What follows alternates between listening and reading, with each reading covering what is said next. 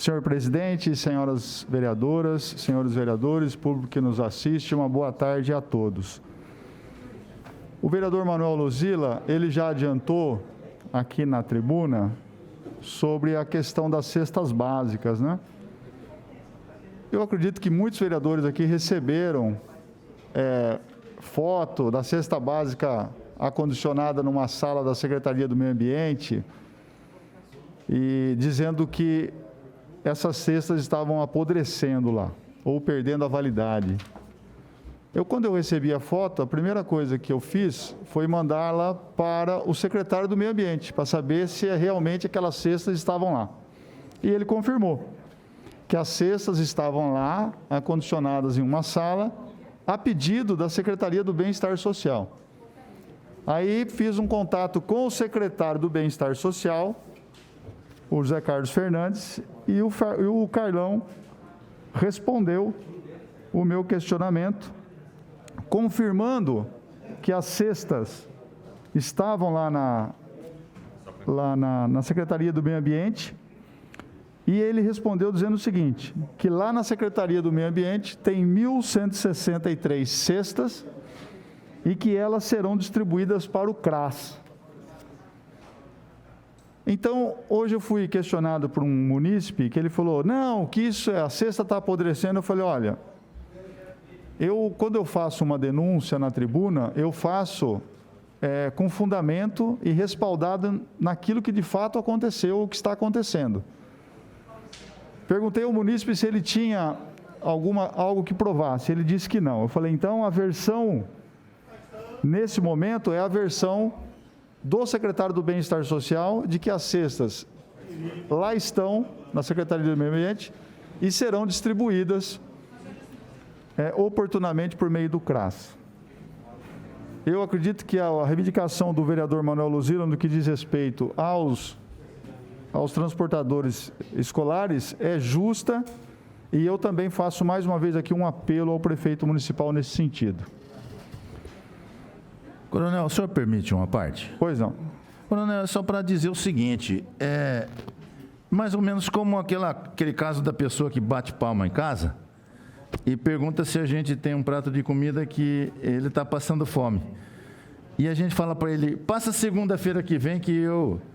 Caramba, ele está com fome agora. Naquele momento. Eu não estou conseguindo entender por que tanto as cestas lá, as cestas não são distribuídas. A minha dúvida também é o seguinte, é uma ineficiência do CRAS, uma ineficiência do secretário, ou por que eu entendo que cesta não tinha... Cesta básica? Cesta não pode... Cesta, o nome já diz, é básica. É básica para a sobrevivência de alguém. Claro. Então, eu entendo que elas devem ser distribuídas. Só que o questionamento meu foi na sexta. Sim, está certo. Eu vou perguntar a ele daqui a pouco, assim que terminar a minha fala, para saber se ele já distribuiu a cesta. Está certo. Muito obrigado. Obrigado, senhor.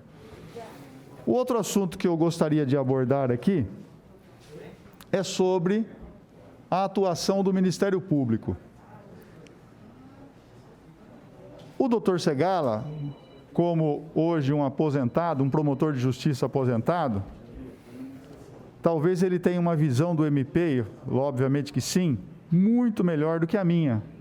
Mas eu não posso deixar de me manifestar aqui sobre a percepção que eu tenho da instituição Ministério Público para a sociedade. E aonde que eu vou chegar? A primeira vez, quando eu entrei numa faculdade de Direito, e o assunto era Ministério Público, eu lembro que o professor que nos dava aula disse o seguinte, o que é o Ministério Público? E a resposta foi o seguinte, o Ministério Público é o fiscal da lei.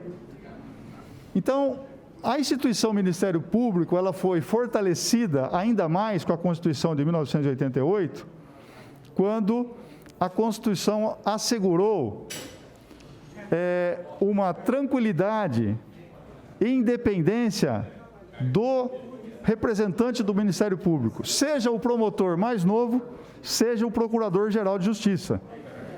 Todos eles têm a mesma prerrogativa. E por que a Constituição assegurou isso? Para dar garantia e tranquilidade a esse profissional no exercício da sua função, que é o de fiscalizar a lei. E nós hoje, infelizmente, nós deparamos com notícias no dia a dia que mostra o quanto o Ministério Público ele atua em defesa da nossa sociedade. Então nós temos aqui, por exemplo, em Bauru, que é uma cidade em que o Ministério Público não é único, porque eu tenho vários representantes do Ministério Público que atuam em várias áreas, diferente, por exemplo, de um representante do Ministério Público em Piratininga, em que ele atua em todas as frentes, criminal, civil, em defesa do consumidor. Aqui nós temos de forma segmentada.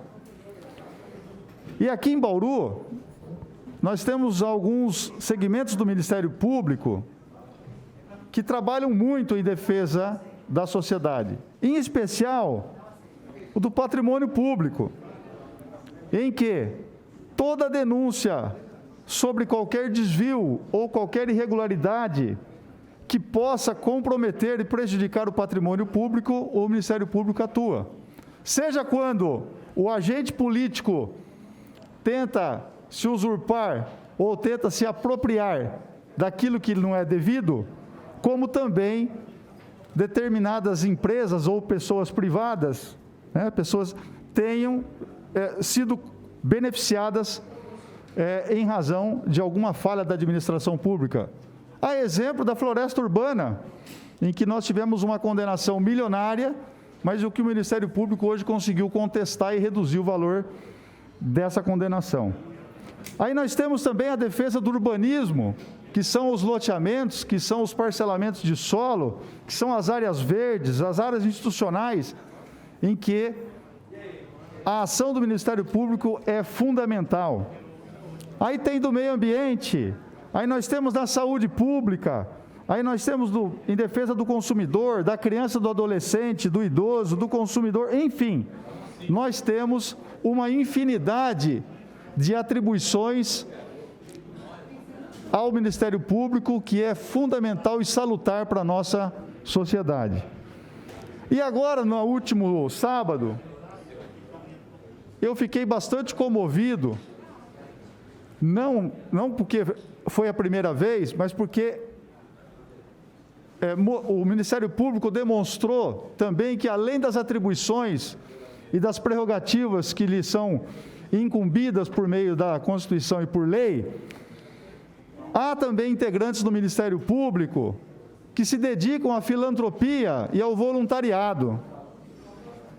E aí, nós tivemos a publicação de um exemplar, de um livro, em que tem o relato de diversas pessoas que colaboraram para o fornecimento de insumos, de máscaras, de aventais, de uma série de equipamentos necessários para o enfrentamento da pandemia do coronavírus.